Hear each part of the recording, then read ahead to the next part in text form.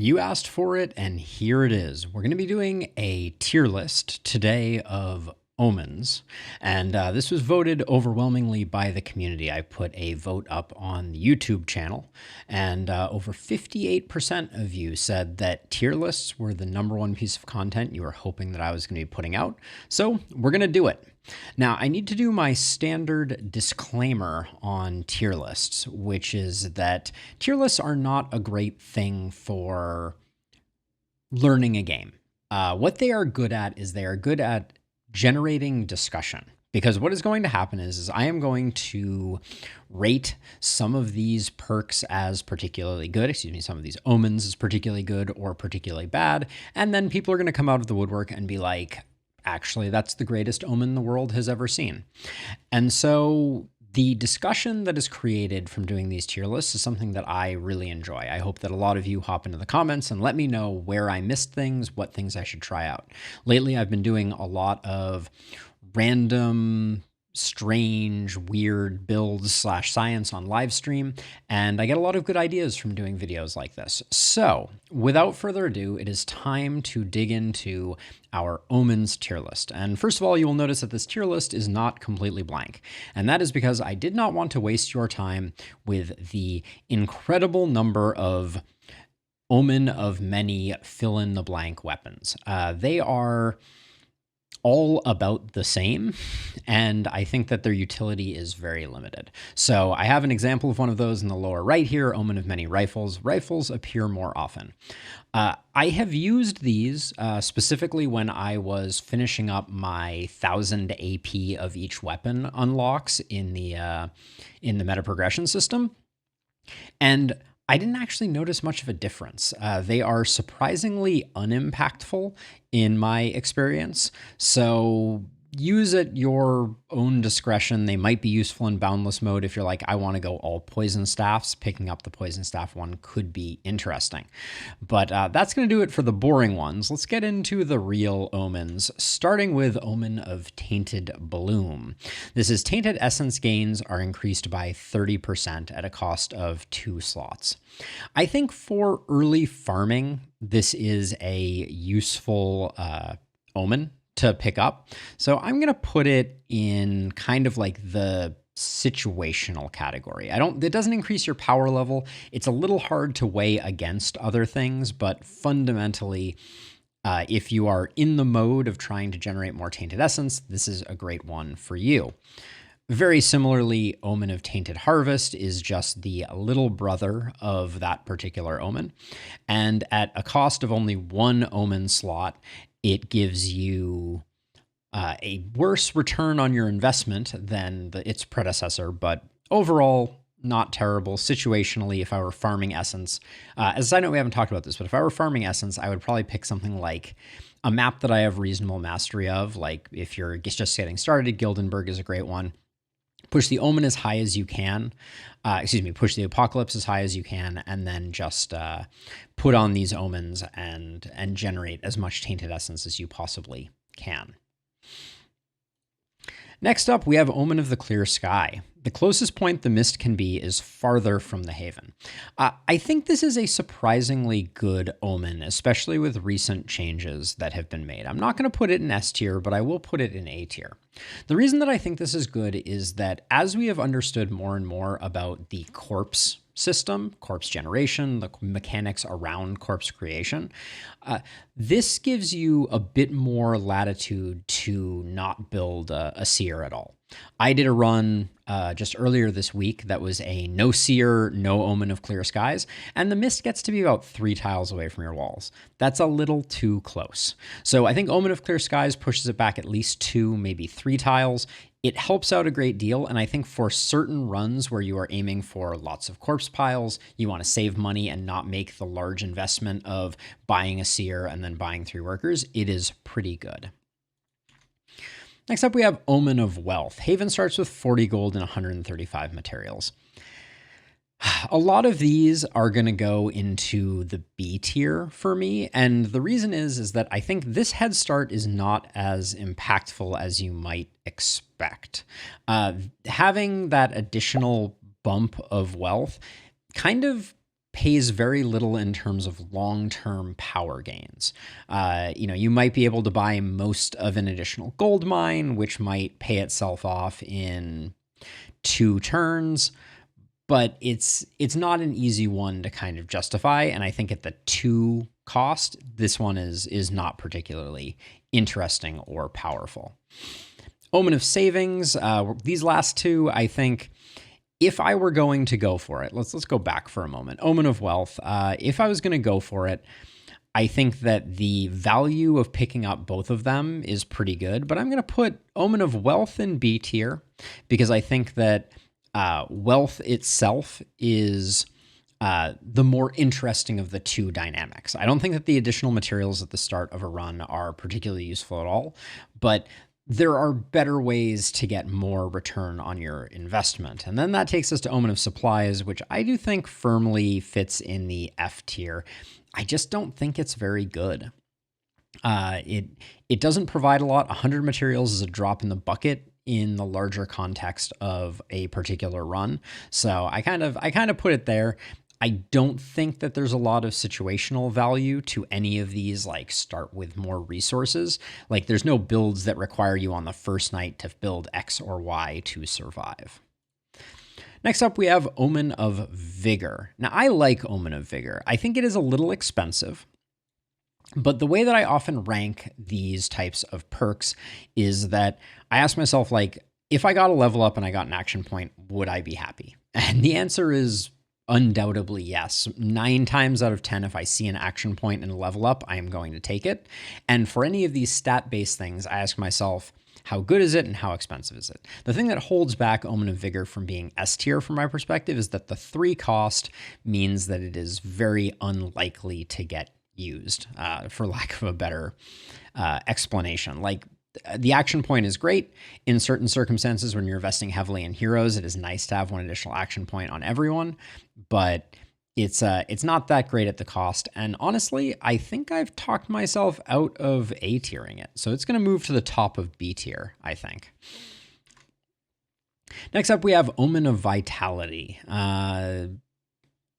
35 health on your heroes is pretty underwhelming. You're not getting a lot of value out of that particular perk. So I look at it and I go, I don't really care. In the grand scheme of things, that's the equivalent of 2 workers long-term, and having 35 extra health on your heroes makes them a little more durable. But if you're losing health, it's going to be a bad time. So not a great one. Perhaps better than early starting material, though. Omen of Rejuvenation, on the other hand, a little more health, a little more daily health regen. At its price point, again, I don't think I would ever use it. I think it's just it's kind of dead on arrival because I don't think health is that useful. Next up, we have Omen of Wisdom. Now, I'm going to put Omen of Wisdom in the B tier, worse than Omen of Vigor, probably worse than the gold-related ones as well. I think 8 more mana can be proportionally a lot or a little. This is one of those funky ones where I've occasionally had heroes that start out with like 50 mana on the first night, just based on traits.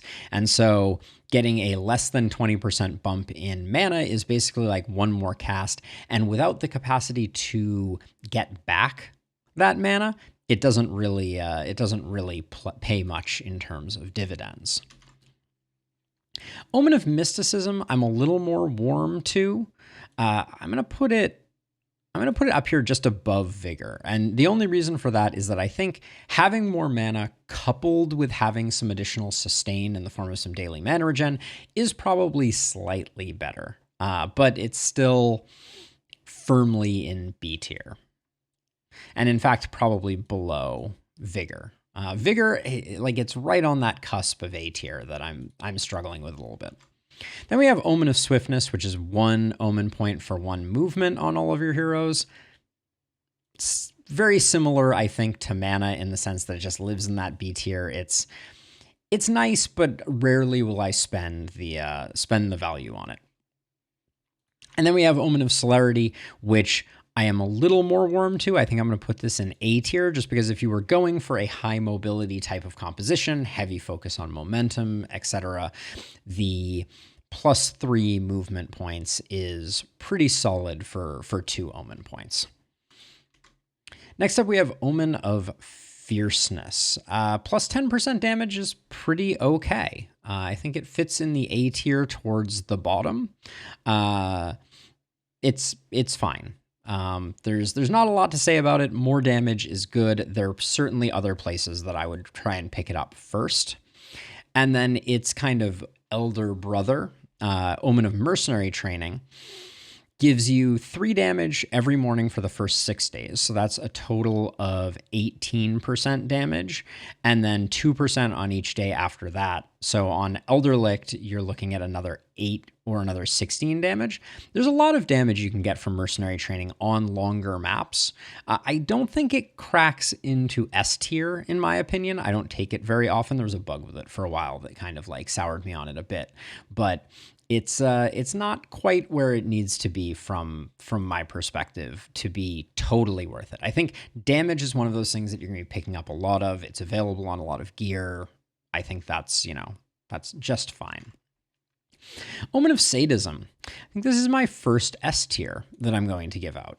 For those who don't know, opportunism is not a stat that only affects weapons with opportunism, but instead, anytime an enemy is debuffed, you're going to get 20% damage on all of your attacks and even more on attacks that have a multiplier. So I think Omen of Sadism is very, very strong, kind of in that top tier thing that I take with some regularity. Omen of Seperation, same basic idea. Isolation has the same benefit that if you are attacking an isolated enemy, you will get the benefit of isolation, and then you'll get some larger multiplier in other contexts. So I like Omen of Seperation as well. I perhaps like Omen of Seperation even a little more than Omen of Opportunism, because Opportunism, proccing it does require a little bit of deliberateness to get going. Omen of Growth. This is a tough one for me. 30% experience gain, if you're going for a very hero-centric build, I think is surprisingly underrated. So I'm going to put this at the top of A tier. The issue with this one is unquestionably the 3 cost. It's really hard to justify it, but it is surprising how quickly it generates additional levels. So I think that's why I lean in that direction. Next up, we have Omen of Violence. Probably one of my most taken omens. I really like Omen of Violence. I think that crit is a easy to sleep on stat that generates a lot of damage, and you can create a lot of builds that will benefit hugely from Omen of Violence. So I give that a big thumbs up. I think it is definitely better than either Isolation or Opportunism.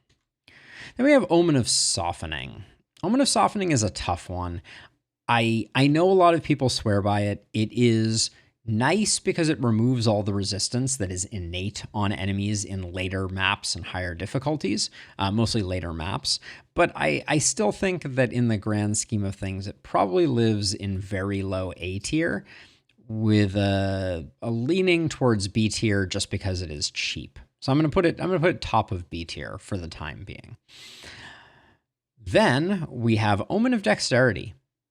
This is the absolute top of S tier. When I do runs and I forget Omen of Dexterity, that happened not too long ago, that was like agony. The reason is 12% accuracy is basically like 2 level ups. You generally don't get 12 accuracy from a single level up.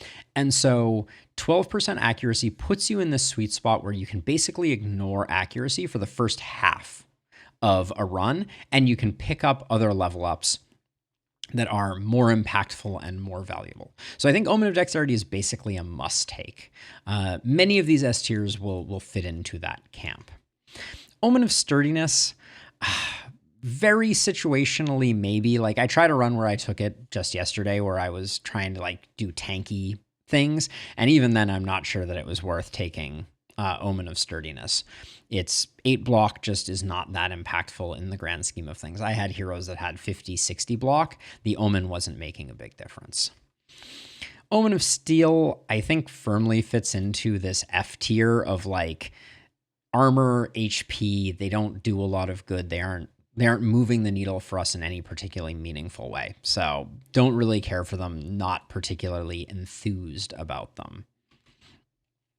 Omen of Resilience, same deal. I think maybe even below health and armor. I generally am not thinking about my hero's resistance, nor do I think you should be. An enemy that you kill because you are critting more, you have more isolation opportunism, is a dead enemy, and it doesn't check your resistance at all. So we prefer that 9 times out of 10. Omen of Agility, same basic idea. There might be a world in which this kind of like fits in the situational camp of if you're going for a lot of like adrenaline rush heroes and you want to start with a bit of like dodge tanking or something like that. But it's more interesting than armor or health, but only by a tiny fraction when you're kind of like pushing towards the dodge cap. There is a dodge cap, as a side note. You can never hit 100% dodge. So not that that makes it better or worse, but worth noting. We have Omen of Focus here, which is 20% reliability. I think it's the same. I think it's the same camp. I wouldn't take it. I think I would just dump it into F tier and never really think too much about it, because I think reliability, there are 2 ways that you can increase a hero's reliability. You can give them reliability, which brings up their minimum damage, or you can give them overall damage, which brings up their minimum damage and their maximum damage. I think damage is almost always better than reliability, with few exceptions. I know someone's going to come in and be like, the two-handed axe has a massive damage range, and a little bit of reliability goes a long way for making that damage range more reliable. But so does damage. If you just kill everything, you're probably going to be better off. And reliability doesn't get handed out that much more frequently or more generously. Skill range. I don't take this enough. I think I'm going to put it like top of B tier. Oops, I didn't do that. Yeah, Omen of Reach here. Yeah, I think it's top of B tier. Skill range is good.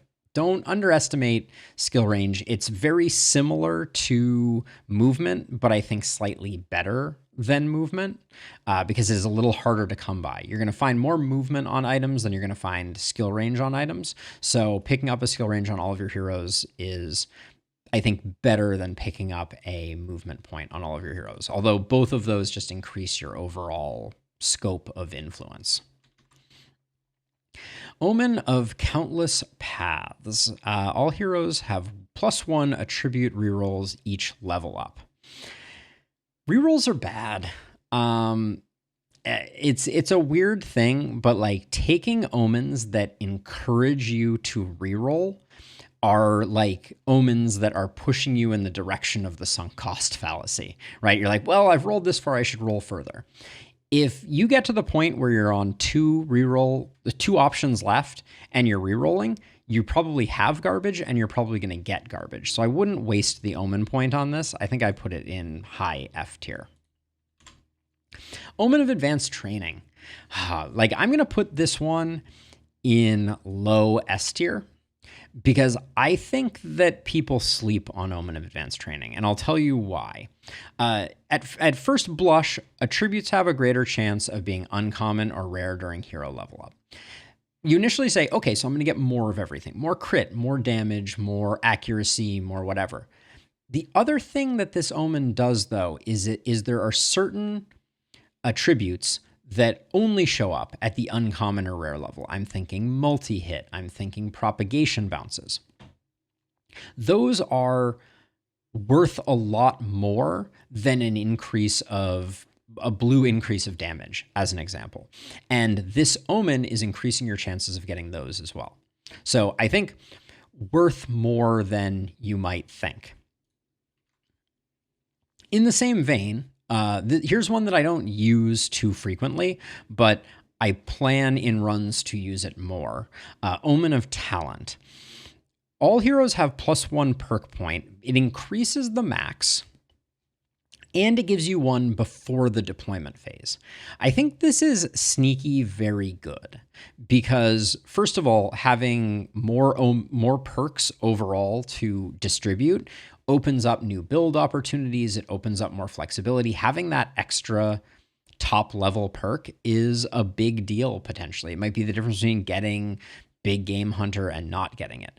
I do not think it cracks into the S rank for me, but I think it is up in the A rank with things that I am excited when I take it. Omen of Leaps. This has a duality of things that we need to talk about. The first is it gives you the Leapfrog perk, which is good. It increases mobility generally, although I'm always surprised with the places that you can't leap with Omen of Leaps. Leapfrog has weird rules associated with it. It also, though, removes a perk from the tier that Omen of Leaps shows up in, which can make other things show up more consistently. I still put this firmly in the situational camp. I think it is the best situational Omen that we have seen so far. And the reason that I say that is just because the value of Leapfrog on certain maps like Elderlicht is substantial and is not to be underestimated. Omen of the Juggler. Everybody has Potion Throw. Potion Throw is good, not great.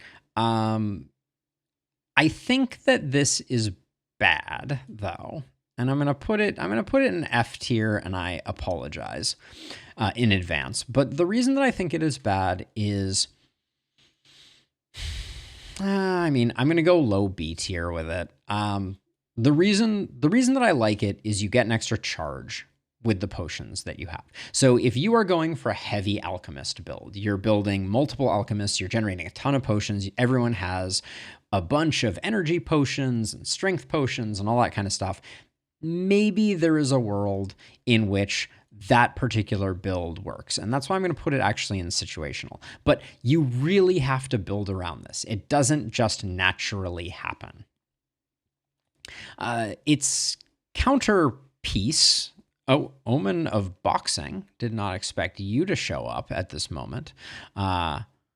I hope we have Omen of Death's Denial somewhere in the mix, but we will see. Heroes have Crippling Punch perk enabled. Again, this one is highly, highly situational. Someday I will do a build with Omen of Boxing and a bunch of organic tank bodybuilders just punching the ever-living snot out of everything, but that day is not today. Definitely situational, enables some interesting builds, and I'm happy that Ishtar have created omens that fit this, but I wouldn't take it with any regularity. There's Omen of Abundance. We just had a bit of a ordering mix-up. Heroes have the Overload perk enabled. This one I like more. I think this one's going to go like mid B tier. And the reason that I say that is this one affects scrolls also. And I think scrolls are sleeper very valuable. Everyone has equipment, consumable equipment. Everyone has potions. Everyone has scrolls. Scrolls have gotten better, in my opinion, because their mana costs now scale down on the lower level ones. So this has more impact early game than it previously did. I still would struggle to use it if I wasn't planning a very specific run around it, but it has some value. And then Omen of Second Chance. Whew, it did show up. Good news. This one may surprise some people, but especially for new players, I think Omen of Second Chance is actually S tier. And the reason that I say that is that a Death's Denial makes the game a lot more forgiving. Early on, you are not going to know the power level of enemies. You're not going to understand how durable your heroes are. And having Death's Denial allows you to sometimes survive, keep a hero around that otherwise would have kicked the bucket, and recover without having to pay that massive tax of, I lost a hero, I have to go to the inn and get a new one. So I really like Omen of Second Chance. I think long term, this is not for super advanced players who know what they're doing and have a good handle on things, but don't sleep on Omen of Second Chance, especially if you're a new player just getting started. Omen of Restraint and the Patience perk. This allows your heroes to roll over some AP and some movement. I generally don't care. I'm going to put it like somewhere in here, maybe a little below Abundance. The thing that I like about it is, especially on the early nights, sometimes you don't know where you're going to be fighting, but as a night progresses and your hero is in the thick of things, you should be using all of your AP. There's not a lot of value to rolling it over. You're not gaining any AP by rolling it over. You're not gaining anything by saving up a bit of extra movement. So I put this in the B tier, like maybe at the beginning of a wave, it is somewhat useful, but like it's very hard to decide that. And I also think that you might take patience on a particular hero, but having patience on all of your heroes is not that alluring, to the point where I'm actually, I think, going to move it way, way down B, and it's flirting with F territory. Then we have Omen of Readiness. Heroes start with gear level +1. This just feels like a trap. Your heroes don't hang on to their gear for very long.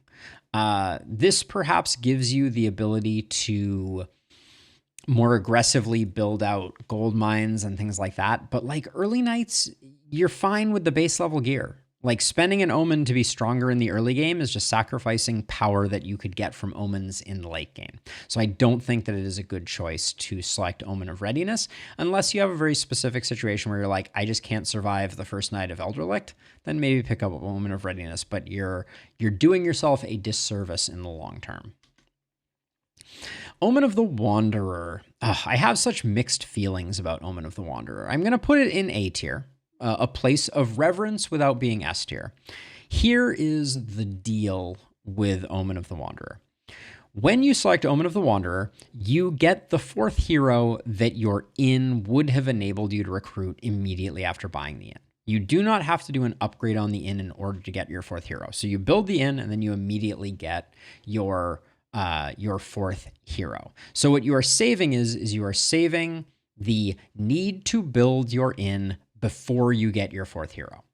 There are certain maps where having a fourth hero from the very beginning radically eases things. Elderlicht, I'm looking at you. It is much easier to take on the early nights of Elderlicht with a fourth hero.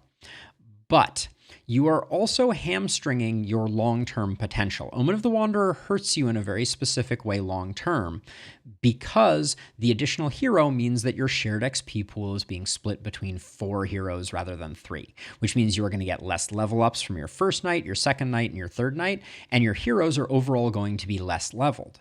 The heroes you get in your inn scale off of the highest level hero that you have, which means that if your heroes are across the board underleveled, the heroes you get in the inn will be underleveled, and in the long term, you will be leaving levels on the table by taking Omen of the Wanderer. So the way that I look at it is if you can avoid taking Omen of the Wanderer, you are setting yourself up for a stronger end game, but sometimes you just need Omen of the Wanderer because you need the power right off the bat. That's the tricky thing about Omen of the Wanderer. It is a double-edged sword, and, you know, that's okay. Omen of Pickiness, +1 item reroll. This one is different than the other one where it was additional rerolls for heroes.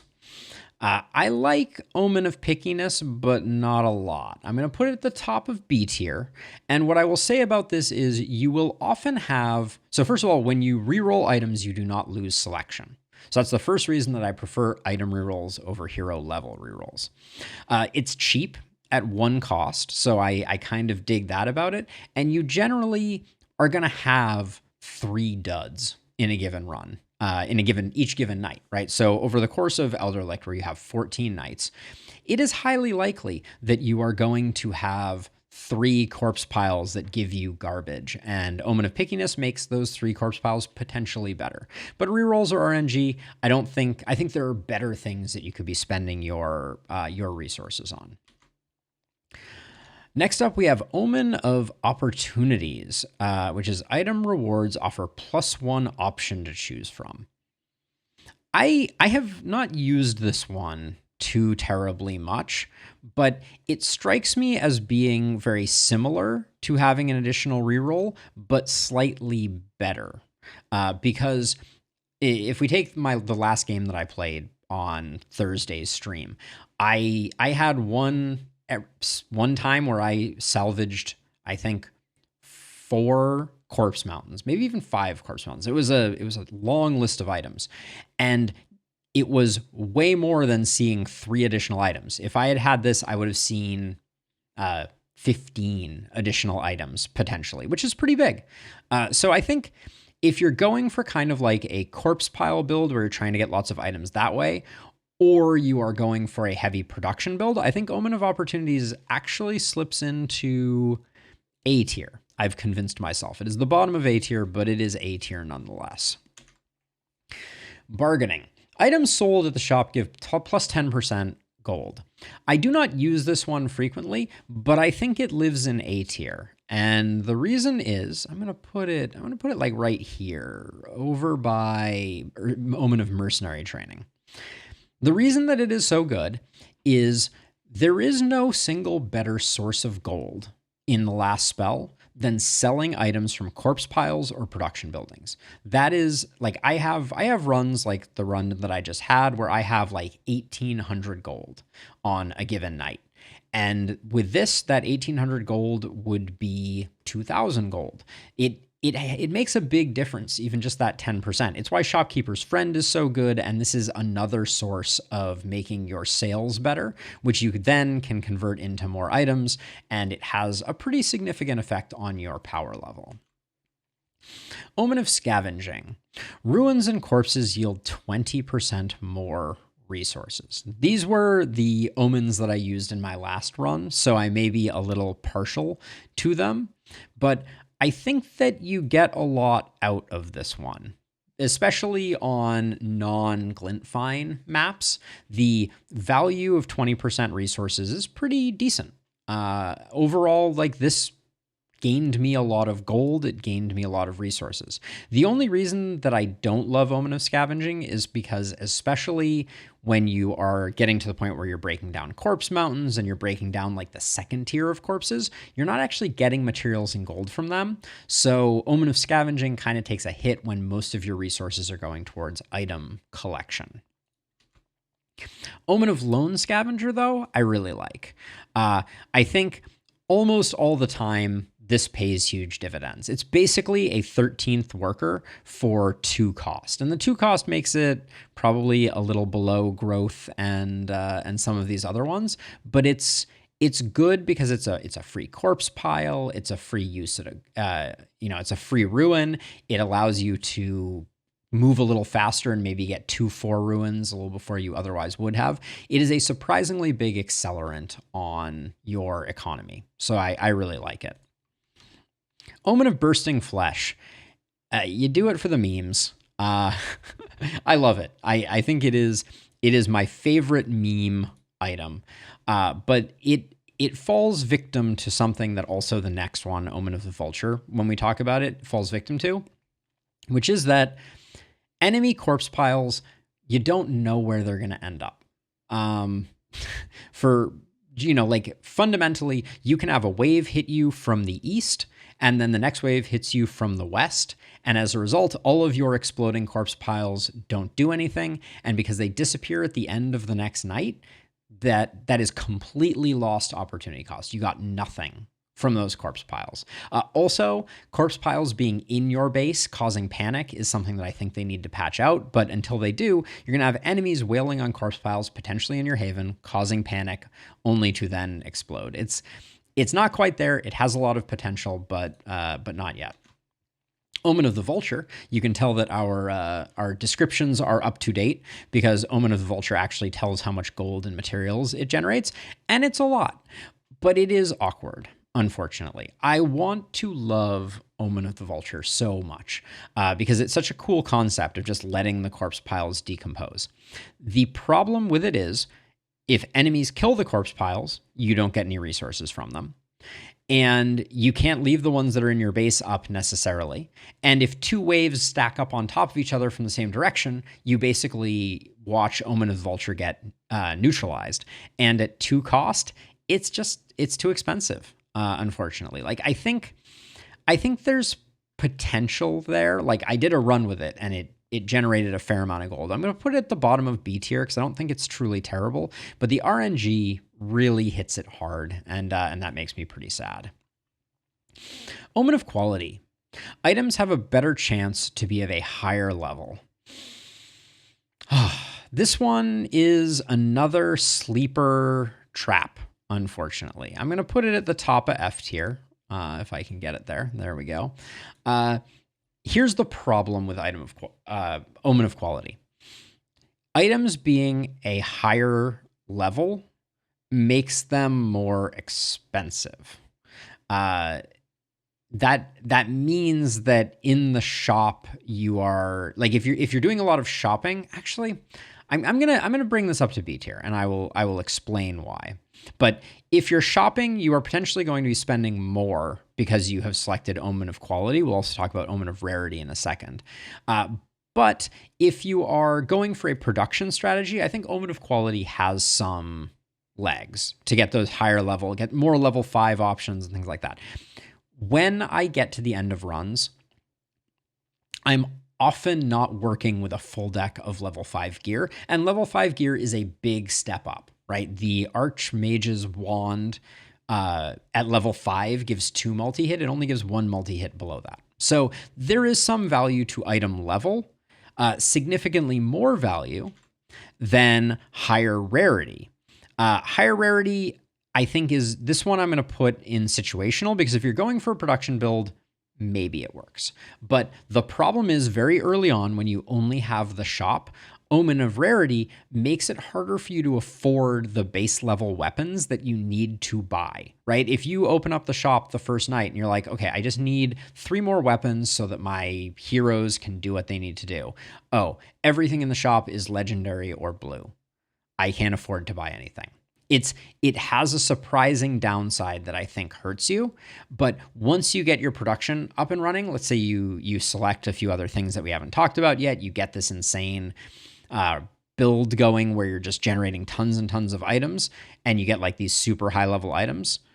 Maybe it has some value. I think you could do the same thing potentially with corpse piles, and maybe because you can do it with corpse piles too, I'll put them both at the bottom of B tier, but they have significant downsides. Don't sleep on the downsides of them. Both rarity and item level are a little double-edged in terms of cost. All right, now we're on to the wall improvements. So Omen of the Outpost is a wooden walls and barricades have 50% more health. Hello, F tier. You're not going to be using wooden walls for long. In the early nights, you shouldn't need wooden walls. So I don't know what's broken that you need this, but like long term, you're going to start upgrading to stone walls, and all of a sudden this omen's not going to be useful to you at all. Omen of Fortification is wooden walls and barricades, and then stone walls get a lesser buff. I will put this at maybe situationally. You might use this sometimes because at least it benefits stone walls. And then Omen of the Fortress, the tallest omen of all, is a big increase to the health of even stone walls, but it is very expensive. I think, again, it is situational, and it is slightly better than its predecessor in terms of value per omen point. But it would be hard to find a time to utilize those. Next up, we have Omen of the Siege, which has recently been restored to its former glory. There's a patch notes video out if you're curious about the ping-ponging of Omen of Siege between things. But in its current incarnation, Omen of Siege is bottom of S tier for sure. Defenses are a strong strategy. I think Ishtar has acknowledged that and are trying to figure out a way to make it less dominant. But right now, having your defenses deal 25% more damage across the board is surprisingly impactful. It means that your ballistas are finishing off runners more consistently and the like. Omen of the Trapper, you have to be this is super situational build wise. I just did the traps build, a couple of traps builds actually. And traps are better than you might expect them to be. There is some value to traps.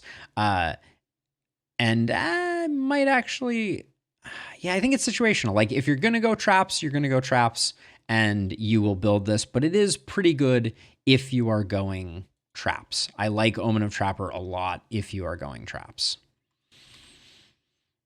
Omen of the Engineer is similar if you're going like, I'm probably going to put this in like a bottom of A tier. Like it is also good. It basically makes your ballistas AoE. If you're going Engineer, you should go, if you're going Siege, you should go Engineer. They play off each other really well. I think right now they are a generally valuable strategy until Ishtar decides to change the way that defenses work in the game. Omen of Trap Efficiency, 33% chance not to use a charge. I like this a lot if I'm going for a trap build, but I think trap builds are more niche than ballista builds. So I don't know if it should be that way, but that's kind of the way I see things. You decide to do a trap build relatively early on, but if you don't decide to do a trap build, you're probably going to build ballistas or catapults. And if you're going to build one of those two, build ballistas. Catapults are generally pretty bad. Omen of Housing. I like Omen of Housing quite a bit. I'm going to put Omen of Housing in like middle of A tier, just below Omen of the Lone Scavenger.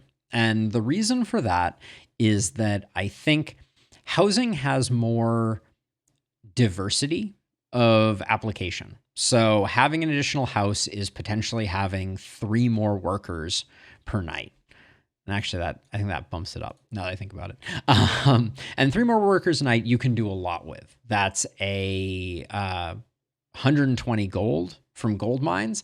That's 3 additional items from item production buildings. That's 3 additional items from corpse piles. Like your workers are a scarce resource, and being capped at 12 and being able to increase that up to 15 is a big difference for certain builds. So I think it lands firmly at the top of A tier. I don't think it's quite S tier. And then Omen of Craftsmanship. The amount of item production buildings that can be built in your haven is increased by 2. It is good, but it is very situational, I would say. If you are going for a production build, there is no more transformative Omen, and it is quite good if you can get your economy up and running and you can get the full complement of item production buildings producing, you are going to be drowning in money. You are going to have the best gear the world has ever seen. I need to do a production run. I haven't done one of those in a while, but it is really strong and is really, really good. So that's the tier list as I see it. Just looking over it, I feel like Ishtar has done a good job with kind of like the bell curve of omens, making some of them stand out and some not so much. I like the fact that there are so many situational omens. I would love to see some of the F tier omens that I put there kind of find their way into being more situational. The other broad observation I would make about omens is I would love to see more omens like Omen of Crippling Punch or Omen of Juggler that don't give you a particular perk, but guarantee that all heroes will have a perk. The ones that I'm thinking of is I would love to see one that locks in every hero having Blood Mage as an option. I think those would be really fun for kind of like meme builds, and I think that there is a huge potential to put in a bunch more omens that just allow people to manipulate the game more aggressively and create kind of like weird constructions. But as a final disclaimer, I do not think I got everything right here. I think I am probably sleeping on some of the ones down in F tier, and I think I am probably overrating some of the ones in A tier. I might even be overrating some of the ones in S tier. But I would love to hear your opinion. If you like videos like this, if tier lists are your jam, please toss me a like and a comment to let me know that this video was what you were looking for, and toss me a subscription if you want to see more of these as I put them out. But for now, that's going to do it for me. I hope you have a wonderful rest of your day, and maybe I'll see you on a live stream, or if not, I'll see you in the next one. Bye bye.